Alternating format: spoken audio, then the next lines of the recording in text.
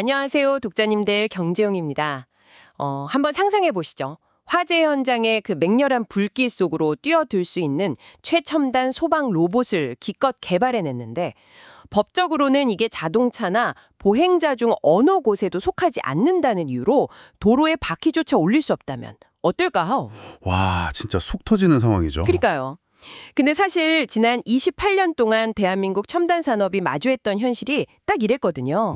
하지만 어제인 15일 정부가 이 낡은 규제라는 이름의 백과사전을 완전히 찢어버렸습니다. 네, 완전히 판이 바뀌었죠. 맞습니다. 오늘 우리가 아주 깊이 있게 파헤쳐볼 서울경제신문 기사들의 핵심 테마가 아주 명확합니다.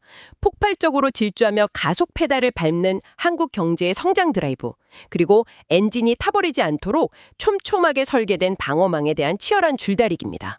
자, 기자님, 방금 제가 말씀드린 그 소방 로봇 이야기요. 네, 어제 발표된 파격적인 규제 개혁의 단면을 아주 극명하게 보여주는 사례잖아요. 맞습니다. 어제 15일에, 그러니까 이재명 정부가 무려 28년 만에 규제개혁 체계의 판을 완전히 뒤엎어버린 거거든요. 그동안 혁신의 발목을 잡고 있던 낡은 규제를 풀기 위해서 로봇, 재생에너지, 바이오, 그리고 자율주행까지 이렇게 4대 첨단 산업 분야를 아예 메가특구로 지정했습니다. 아, 4대 메가특구요? 네, 이게 단순히 뭐 지원금을 얼마 주겠다 이런 수준이 아니고요. 범부처 차원에서 원스톱 지원을 통해서 국가의 잠재 성장률 자체를 뭐랄까 멱살 잡고 끌어올리겠다 이런 아주 강력하고 거시적인 의지 표명으로 해석해야 합니다. 사실 기존에도 무슨 경제특구다 뭐다 해서 이름이 붙은 곳들은 꽤 많았잖아요. 근데 이번 서울경제신문 기사에서 특히 제 눈에 띄는 대목이 바로 네거티브 규제로의 전환, 그리고 메뉴판식 규제 특례라는 개념이더라고요. 네, 그 부분이 핵심이죠. 독자님들도 아시겠지만 뷔페 가면 우리가 원하는 반찬만 딱딱 골라 담는 맞춤형 정식 같잖아요. 이게 현장의 기업들에게는 도대체 어떤 메커니즘으로 작동하길래 그렇게 파급력이 크다고 평가받는 걸까요? 규제에 접근하는 철학 자체가 180도 뒤집힌 거라고 보시면 됩니다. 과거 정부가 주도하던 포지티브 규제가 좁고 잘 포장된 길을 딱 하나 내어주고는 무조건 이 길로만 다녀라 하고 통제하는 방식이었다면요. 네네.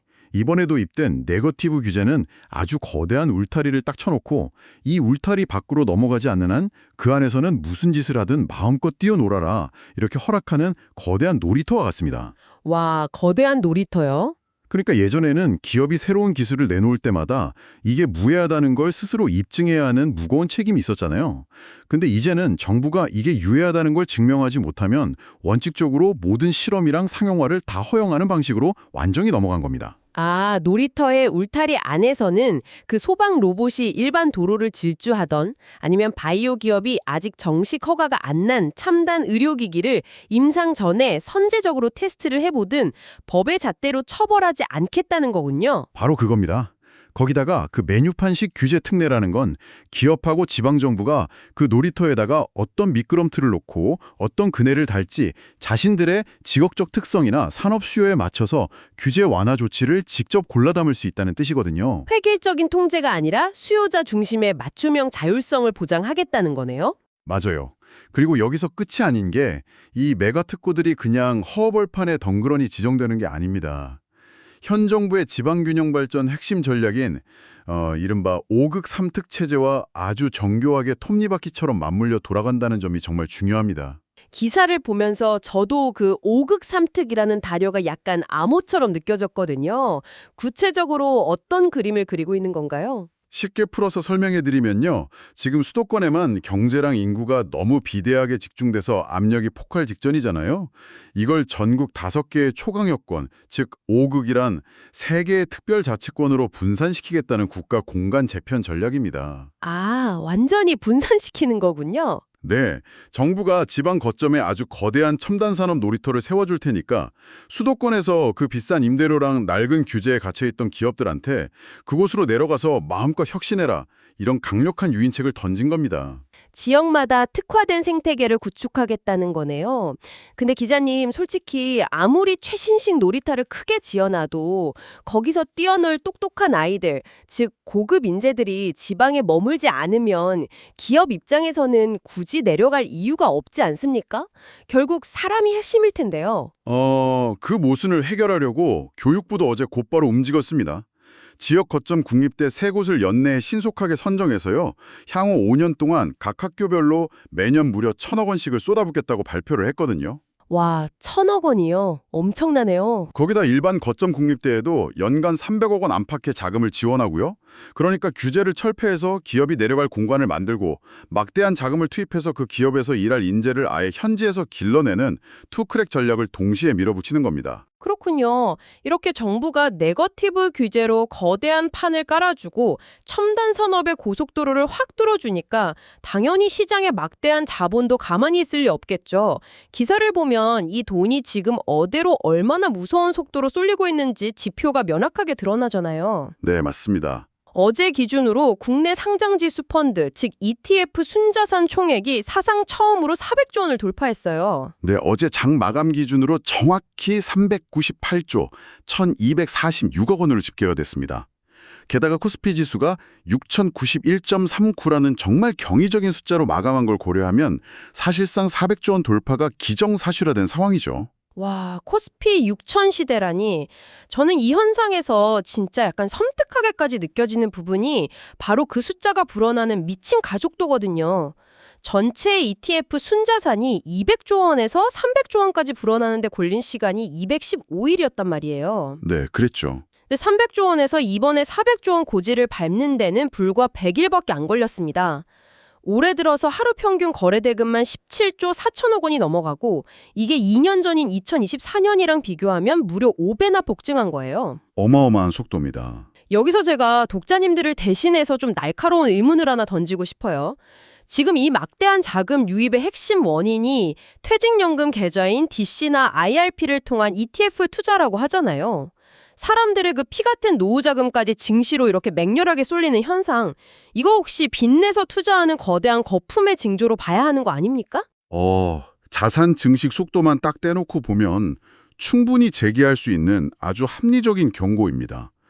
100일 만에 100조 원이 늘어났다는 건 확실히 평범한 일은 아니니까요. 근데 이 현상을 단순한 투기 열풍으로 치부하기에는 시장 내부에서 일어나고 있는 구조적인 변화를 간과하면 안 됩니다. 구조적인 변화요? 네, 과거에는 주식 투자자 10명 중에서 한 4명 정도만 ETF를 활용했다면 지금은 8명이 육박할 정도로 투자 방식 자체가 아예 대중화가 돼버렸거든요. 아, 시장 참여자들의 투자 체질 자체가 완전히 바뀌었다는 말씀이시군요. 그렇습니다. 노후 자금이 무작정 위험 자산으로 막 쏠린다기보다는요. 반도체나 인공지능 같은 첨단 산업이 구조적으로 우상향할 수밖에 없다는 거시적인 기대감이 깔려 있는 거죠. 게다가 일반 펀드 대비 보수 비용도 훨씬 저렴하고 여러 종목의 분산 투자가 가능하다는 그런 합리적인 장점들이 퇴직연금 투자자들 성향이랑 딱 맞아 떨어진 겁니다. 듣고 보니 그러네요. 퇴직연금 특성상 한번 들어가면 장기간 묶이잖아요. 네, 그래서 자금 이탈은 적고 유입만 계속 가속화되다 보니까 연내에 500조 원 돌파 전망까지 심심치 않게 흘러나오고 있어요. 그러니까 은행 예금이나 부동산에 그냥 잠들어 있던 묵직한 자본들이 규제 혁신이라는 시그널을 딱 보고 생산적인 자본시장으로 대이동을 하고 있다. 이렇게 해석하는 게 훨씬 타당합니다. 그렇군요. ETF 400조 시대, 코스피 6천 돌파, 이동성이 그야말로 펄펄 끓고 있는 이 뜨거운 용광로 속에서 우리는 필연적으로 다가오는 거대한 그림자도 직시해야 하잖아요. 엔진이 한계치까지 과열되면 반드시 타는 냄새가 나게 마련인데 그게 바로 인플레이션, 즉 물가 폭등의 공포죠. 맞습니다. 빛이 눈부시게 강할수록 그림자도 짙어지는 법이니까요. 그래서 이 무서운 속도에 제동을 걸기 위해 신현송 한국은행 총재 후보자가 아주 묵직한 브레이크를 밟으며 등판했습니다. 어제 국회 청문회에 금융시장의 모든 이목이 쏠렸잖아요. 네, 넘쳐나는 유동성 파티에 취해 있는 시장을 향해서 신 후보자가 아주 명확하고 단호하게 선을 그었거든요. 안정적인 성장의 기반은 언제나 물가 안정이다라고요. 사실 어제 청문회 자체만 놓고 보면 그 딸과 관련된 개인정보 자료 미제출 논란 때문에 여야가 대립하다가 네. 결국 청문 경과 보고서 채택이 무산된 채로 종료되긴 했죠. 네, 정치적인 파행이 좀 있었죠. 하지만 그 파이만은 별개로 신 후보자가 던진 정책적 시그널의 무게감은 결코 가볍지 않았습니다. 특히 시장에서는 신 후보자의 발언을 두고 연내 금리 인상을 강하게 시사하는 매파적 성향이라고 아주 민감하게 반응했잖아요. 신 후보자 본인은 매파냐 비둘기파냐 하는 단순한 이분법적 잣대에는 동의하기 어렵다고 애써 선을 긋기는 했지만요. 채권 시장의 반응은 즉각적이고 아주 냉정했습니다. 어제 국고채 10년물 금리가 오후 들어서 강한 오름세로 돌아서더니 결국 3.655%에 마감했거든요. 와, 금리가 그렇게 올랐군요. 채권 금리가 올랐다는 건 채권 가격이 그만큼 하락했다는 뜻이잖아요. 지금 시중에 400조 원의 거대한 자금이 굴러다니고 실물 경제의 규모가 막 팽창하면서 인플레이션 우려가 고조되는 상황인데 여기서 대한민국의 통화 정책을 책임질 수장이 성장보다는 물가 방어에 최우선 방점을 찍었다는 건 아주 강력하고 매서운 경고장인 셈입니다. 그 경고장이 지금 이 방송을 듣고 계신 독자님들의 일상과 실물 경제에는 구체적으로 어떤 의미로 다가오는 걸까요? 사실 코스피 지수가 6천을 찍었다고 해도 내 통장 잔고랑은 체감 온도가 많이 다르거든요. 아주 현실적인 의미를 가집니다. 국고채 금리가 3.65%까지 뛰었다는 건요. 대출 연장을 앞두고 있거나 주택담보대출을 고민하시는 독자님들에게 직접적인 청구서가 날아온 것과 같습니다. 대출 이자 부담이 커지는 거군요. 네, 코스피가 연일 사상 최고치를 갈아치운다고 하더라도 과거 팬데믹 시절처럼 이자율이 뚝뚝 떨어지는 그런 저금리 시대의 돈 복사는 당분간 절대 돌아오지 않을 거라는 시장의 냉혹한 선언이죠. 부채의 민낯을 철저히 관리해야 하는 시기가 왔다는 뜻입니다. 가속 페달만 밟던 시장에 브레이크가 아주 깊숙이 들어왔네요. 특히 제가 눈여겨본 건 신 후보자가 수많은 물가 상승의 뇌관 중에서도 유독 유가 충격을 콕 집어서 언급했다는 점입니다. 네, 그 부분이 아주 핵심이죠. 에너지 자원을 전량 수입에 의존하는 한국의 경제구조상 중동에서 총소리 한 번만 나도 그 여파가 곧장 우리네 밥상 물가 폭등이랑 제조업 원가 상승으로 직결되잖아요. 금리를 아무리 올려도 기름값이 미쳐 날뛰면 답이 없는 거 아닙니까? 맞아요. 한국은행이 금리를 올려서 시중돈을 아무리 강하게 빨아들여도 우리 실물 경제에 핏줄로 들어오는 원유 가격 자체가 외부 요인으로 폭등해버리면 그 통화정책이라는 브레이크는 그냥 속수무책으로 박살이 납니다. 그래서 금리정책 같은 소프트웨어적 방어막 외에도 유가 충격을 몸으로 막아낼 아주 거대한 물리적 방패가 반드시 필요했던 거죠. 그 물리적 방패를 정부가 도대체 어떻게 준비하고 있는지 정말 궁금했는데 마침 어제 청와대 브리핑에서 그 퍼즐의 마지막 조각이 딱 맞춰졌습니다. 강원식 대통령 비서실장이 이재명 대통령의 전략경제협력 특사 자격으로 중동과 중앙아시아 4개국을 다녀온 결과를 브리핑했죠. 네, 확보한 물량 스케일이 엄청나더라고요. 1,300만 배럴, 그리고 나프타를 최대 210만 톤 도입하기로 확정을 지었어요. 세부적으로 좀 뜯어보면요. 사우디아라비아에서 2억 5천만 배럴, 카자흐스탄에서 1,800만 배럴, 그리고 오만에서 500만 배럴을 각각 다변화해서 들여오기로 한 겁니다. 앞서 아랍에미리트로부터 확보해둔 2,400만 배럴 물량에 추가로 얹어진 엄청난 성과죠. 근데 기자님, 원유는 당연히 알겠는데 기사에 언급된 이 나프타 210만 톤이라는 건 뭡니까? 기름을 사온 건 이해가 가는데 나프타가 도대체 왜 우리 경제에 중요한 방패막이가 되는 건지 독자님들이 한 번에 확 와닿지 않으실 것 같거든요. 나프타는 원유를 정제할 때 나오는 물질인데요. 아주 쉽게 비유하자면 우리가 일상에서 마주하는 모든 플라스틱과 합성섬유의 어머니 같은 존재입니다. 아, 어머니요? 네, 이 나프타가 없으면 자동차의 각종 내장 부품, 스마트폰이나 가전제품 케이스, 심지어 우리가 매일 입고 있는 옷의 원단까지 대한민국 제조업의 거대한 심장과 생산 라인이 그 즉시 올스톱됩니다. 와, 그냥 공장이 다 멈춰버리는 거네요. 그렇죠. 그래서 나프타 210만 톤을 선제적으로 확보했다는 건 그냥 단순히 원료를 사온 게 아니고요. 공장이 멈춰서서 공산품 가격이 천정부지로 치솟는 그런 최악의 인플레이션 시나리오를 물리적으로 완벽하게 차단해냈다는 뜻입니다. 아, 제조업의 핏줄을 미리 수혈해둔 거군요. 그런데 원유 2억 7,300만 배럴 확보라는 숫자 말이에요. 솔직히 단위가 너무 커서 이게 어느 정도 든든한 방어막인지 직관적으로 체감이 잘 안 됩니다. 제가 조금 공격적으로 질문해 볼게요. 네, 해보시죠. 만약 중동의 지정학적 리스크가 폭발해서 핵심 루트인 호르무즈 해협이 완전히 봉쇄된다고 가정해보죠. 고작 이 정도 비축 물량으로 글로벌 유가 충격을 온전히 버텨낼 수 있는 겁니까? 방금 독자님들의 대신해서 던져주신 그 호르무즈 해협 봉쇄라는 극단적인 시나리오가 바로 이번 외교 협상의 가장 핵심적인 타겟이었습니다. 아, 그게 타겟이었나요? 네, 이번 성과의 진정한 가치는 2억 배럴이 넘는 거대한 양이 있는 게 아니고요. 그 기름이 들어오는 경로의 다변화에 숨어 있습니다. 특히 카자흐스탄과 오만에서 들어오는 물량은 호르무즈 해협을 거치지 않고 우회할 수 있는 매우 안전하고 독립적인 대체 공급선이거든요. 호르무즈를 아예 우회하는 거군요. 맞습니다.